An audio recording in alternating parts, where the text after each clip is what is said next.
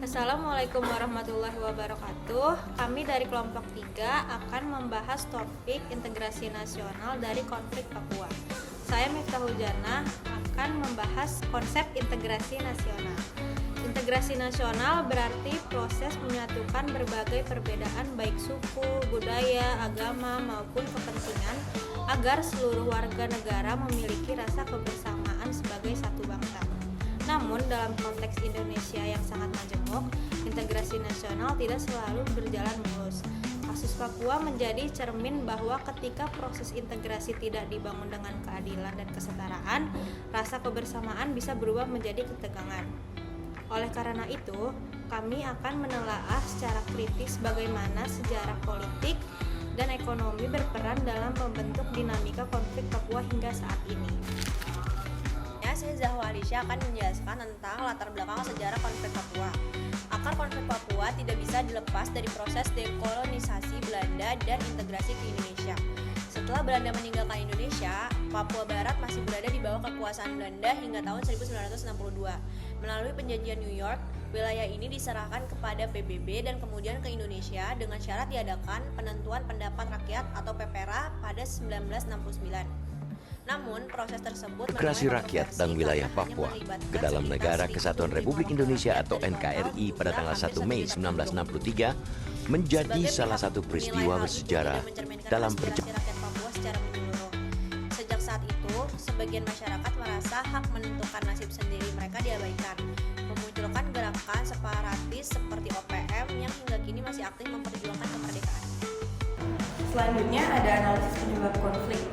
Jika dilihat secara mendalam, konflik Papua bukan hanya soal ingin merdeka, tetapi lebih kompleks. Pertama, ada ketimpangan pembangunan. Meski Papua kaya sumber daya alam, banyak masyarakat adat masih hidup dalam kemiskinan. Kedua, ada ketidakadilan struktural, di mana kebijakan nasional sering dibuat tanpa partisipasi aktif masyarakat lokal. Ketiga, marginalisasi budaya, yaitu akibat arus transmigrasi besar-besaran sejak era Orde Baru yang mengubah struktur sosial dan memunculkan rasa kehilangan identitas. Selain itu, eksploitasi ekonomi, terutama dari sektor pertambangan, memperdalam kesenjangan antara perusahaan besar dan rakyat lokal. Dengan kata lain, konflik Papua adalah bentuk akumulasi dari kebijakan yang tidak sensitif terhadap kearifan lokal dan keadilan sosial. Saya Aleandini, selanjutnya akan membahas tentang dampak konflik terhadap integrasi nasional.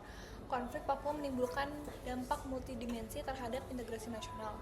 Yang pertama, secara sosial muncul jurang kepercayaan antara masyarakat Papua dan pemerintahan pusat.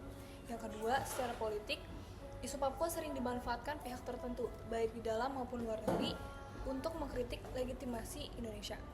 Yang ketiga, secara kemanusiaan, berbagai laporan pelanggaran HAM menciptakan trauma yang kolektif yang sulit untuk disembuhkan. Akibatnya, sebagian masyarakat Papua memandang negara bukan sebagai pelindung, melainkan sebagai kekuatan yang menekan. Hal ini menunjukkan bahwa integrasi nasional tidak bisa dipertahankan hanya dengan kontrol militer, tetapi harus disertai dengan legitimasi moral dan keadilan sosial. Selanjutnya, saya Bilkis Malika Putri akan membahas evaluasi upaya pemerintah. Pemerintah sebenarnya telah berupaya menjaga integrasi melalui berbagai kebijakan. Contohnya, otonomi khusus Papua atau yang disingkat OTSUS. Sejak tahun 2001 yang memberikan kewenangan lebih besar kepada daerah dalam mengatur urusannya sendiri, termasuk pengelolaan dana yang sangat besar. Namun, dalam praktiknya, kebijakan ini masih menghadapi persoalan serius, seperti korupsi di tingkat lokal, ketimpangan distribusi anggaran, serta lemahnya pengawasan dan partisipasi publik. Selain itu, pembangunan fisik seringkali tidak dibarengi pembangunan manusia. Infrastruktur memang tumbuh, tetapi kepercayaan masyarakat belum pulih. Tidak bisa dibeli dengan dana otsus, melainkan harus dibangun melalui keadilan, empati, dan dialog sejajar antara pemerintah dan rakyat Papua. Saya Alicia Kalia Putri akan menjelaskan tantangan dan harapan ke depan. Tantangan terbesar bagi integrasi nasional di Papua adalah membangun pemulihan kepercayaan. Pemerintah perlu meninjau ulang pendekatan keamanan dan menggantikannya dengan pendekatan humanis. Perlu juga diciptakan dialog nasional yang inklusif, di mana suara rakyat Papua, terutama tokoh adat, pemuda, dan perempuan benar-benar didengar.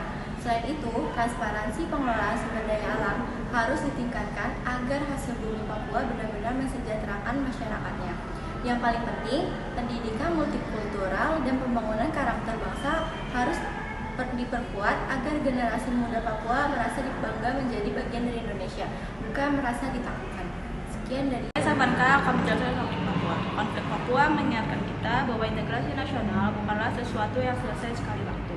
Ia harus terus diperbarui melalui keadilan sosial, pengakuan budaya, dan pemerataan pembangunan. Papua bukan daerah pinggiran.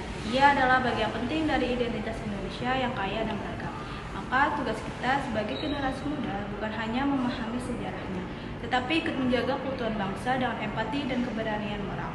Jika keadilan ditegakkan dan kemanusiaan dijunjung tinggi, maka integrasi nasional bukan lagi mimpi, melainkan kenyataan yang dapat kita banggakan bersama. Terima kasih dan mari kita terus menjaga Indonesia agar tetap satu, berdaulat, adil, dan damai. Sekian dari kelompok 3. Wassalamualaikum warahmatullahi wabarakatuh.